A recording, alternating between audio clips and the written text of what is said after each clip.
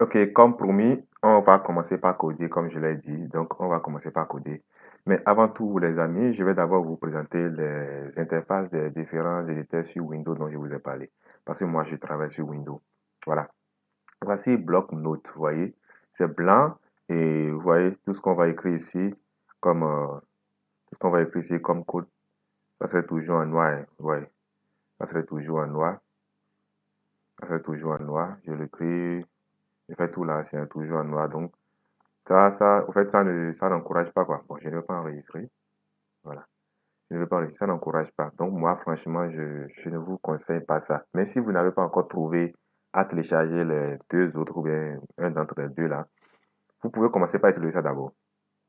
Mais je ne vous conseille pas ça, oui. Vraiment, bloc-notes, tu vas vraiment m'excuser. Mais je dois dire la vérité à mes amis. Voilà. Donc, je fais quitter ça à lui. Je vous présente ensuite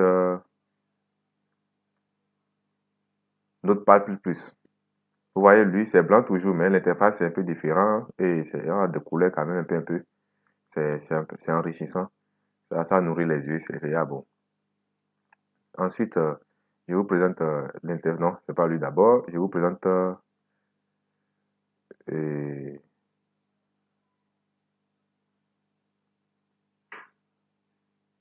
Sublime Test. Voilà.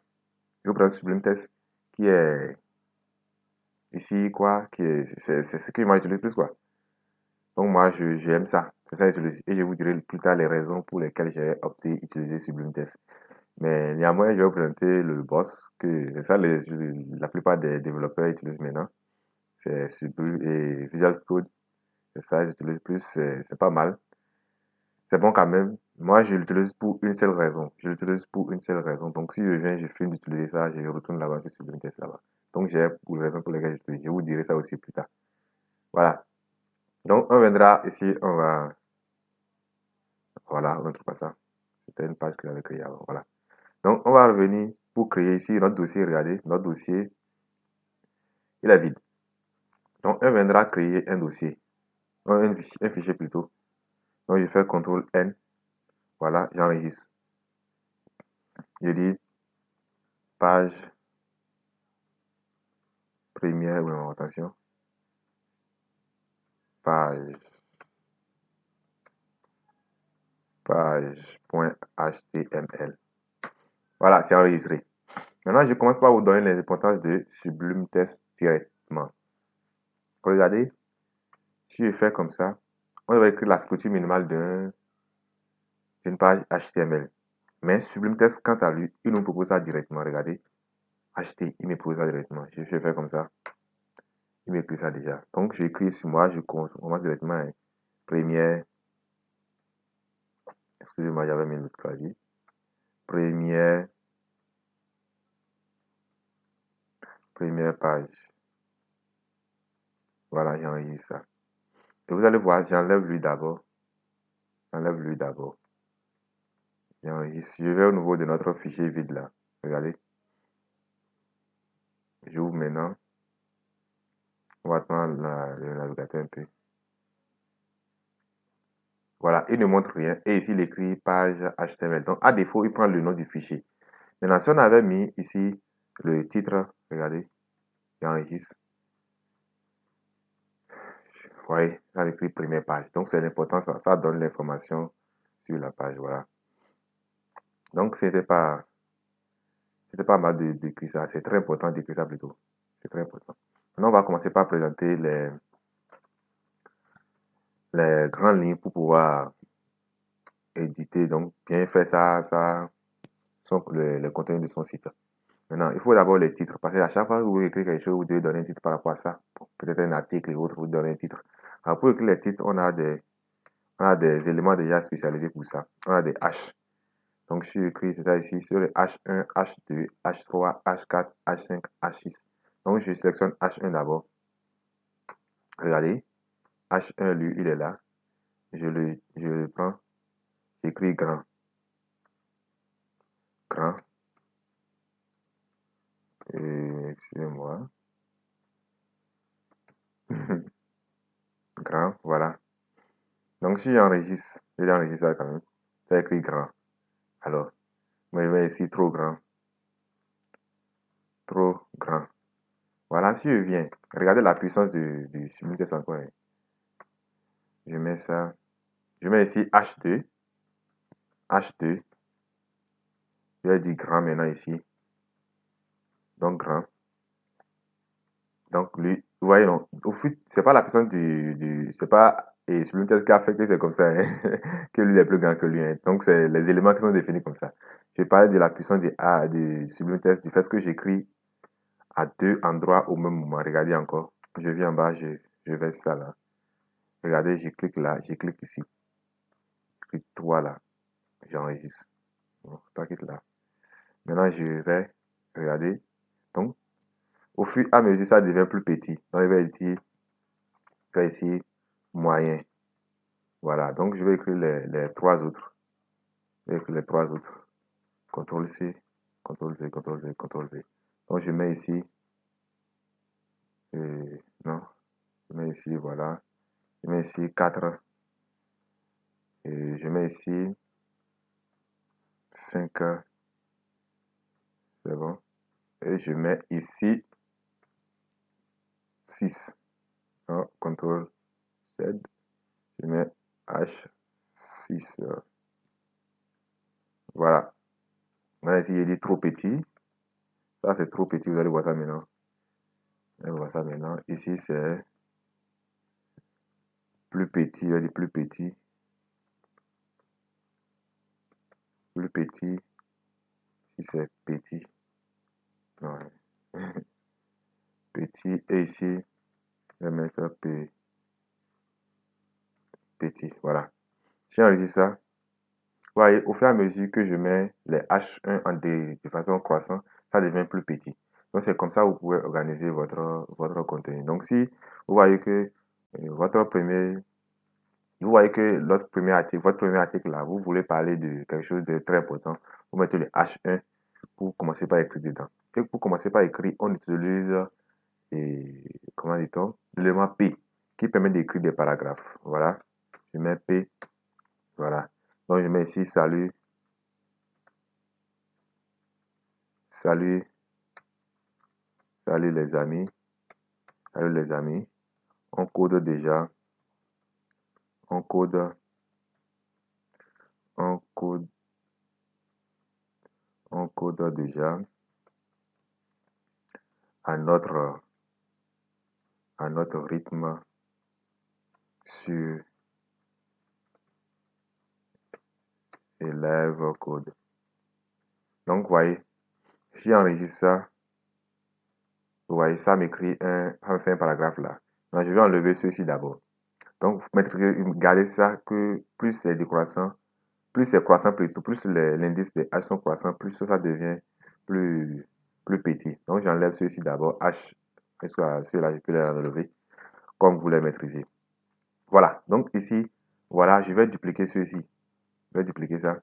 CTRL C. Je vais dupliquer ça pour que vous voyez ça. Et regardez, vous voyez, donc ça a créé un paragraphe à part là. Donc, je peux encore créer un autre paragraphe. Ce qui est bon, c'est que ça ne les mélange pas, ça les sépare. Parce que c'est un autre paragraphe, comme on l'a dit. Je le crée ici. Je vais créer 3. Ça, c'est le plus bon. Vous allez voir, ça va les séparer. Vous voyez? Donc, c'est le premier paragraphe, c'est le deuxième paragraphe, troisième paragraphe. Donc, voici un peu ce que vous pouvez faire. Donc, ici, moi, je vais dire c'est les titres. Donc, on a fini avec les titres. Les, les titres. Les titres de vos articles. Donc, on a fini. Comment on peut écrire les titres de vos articles? Donc, soit on utilise H1, soit H2, H3, vu l'importance du titre qu'on veut écrire. Voilà un peu comment on utilise les H. Donc, voilà. Maintenant, on va passer maintenant à d'autres éléments pour pouvoir marquer peut-être une partie. Donc, ici, par exemple, moi, je veux mettre en valeur et live code. Donc, je peux mettre ça en valeur ici en utilisant strong. Donc, l'élément strong, je le chop ici, je chop et live code, je prends ça, je mets ça ici. Voilà, j'enregistre. Vous allez voir la différence. Vous voyez, ça me met ça en gras ici. C'est bon, ça me met ça en gras, ça montre une différence pour dire que ah, là, voilà, ça attire l'attention de celui qui est venu sur votre site. Voilà. Donc, on peut aussi écrire encore d'autres choses, hein. Vous voyez, on peut mélanger d'autres, on peut encore écrire. Peut-être si je viens, j'écris ça en, j'écris, regardez, et voilà, je sais pas ça d'abord.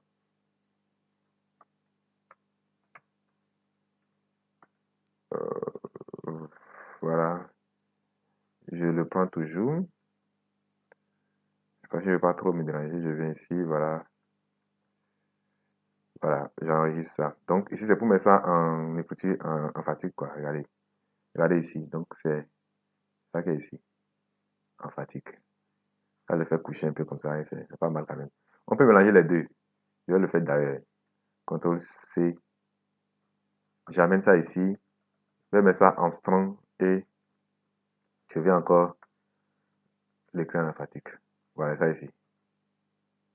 Donc c'est un peu ça, vous pouvez marquer des éléments dans vos contenus. Voilà, c'est pas mal. Et aussi, si vous voulez marquer quelque chose en couleur, comme si c'est dans un PDF, vous êtes ici, par exemple, si on écrit ici, je prends, si j'écris marque, c'est ça ici. Donc, c'est comme un marqueur. Donc, lui, c'est comme un marqueur. Vous allez voir, ça va mettre ça pour nous en jaune, peut-être, oui, en jaune, je pense, voilà. Donc, ça nous marque la partie là pour dire, ah, ici, là, c'est comme ça, hein, donc, ça met ça, c'est ça. Donc, vous pouvez utiliser ça pour attirer vos gars sur le site, voilà. Donc, c'est un peu ça, comment vous pouvez organiser vos tests. Maintenant, et enfin, maintenant, si je vais vous présenter, ça veut dire que ce que je vais vous présenter maintenant, c'est comment lister. Donc, lister les éléments, lister, lister,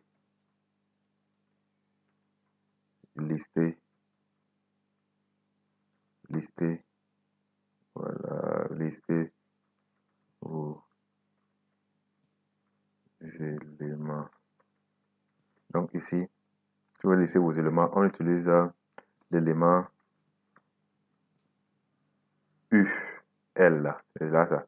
Donc, à l'intérieur, maintenant, on utilise les éléments LU. Donc LI, voilà. On va dire que ici, début,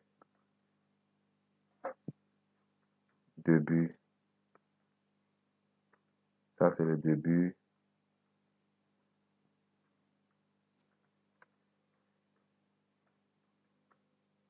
milieu,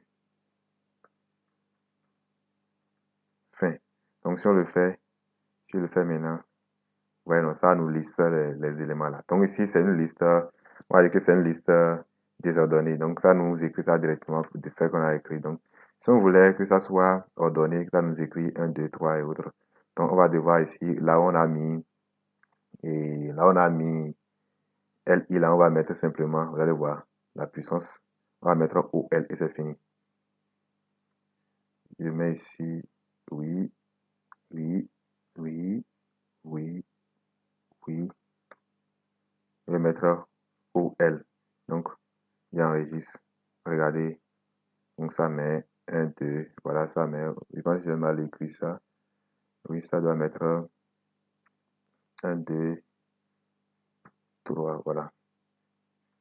J'enregistre. Liste ordonnée. Ah, ça ne met pas. Donc, en tout cas, il faut comprendre que c'est pour pouvoir ordonner des listes ici. Pour ordonner ça 1, 2, 3. Donc, voici là, on va s'arrêter d'abord par rapport à l'organisation de votre contenu. Donc, à bientôt.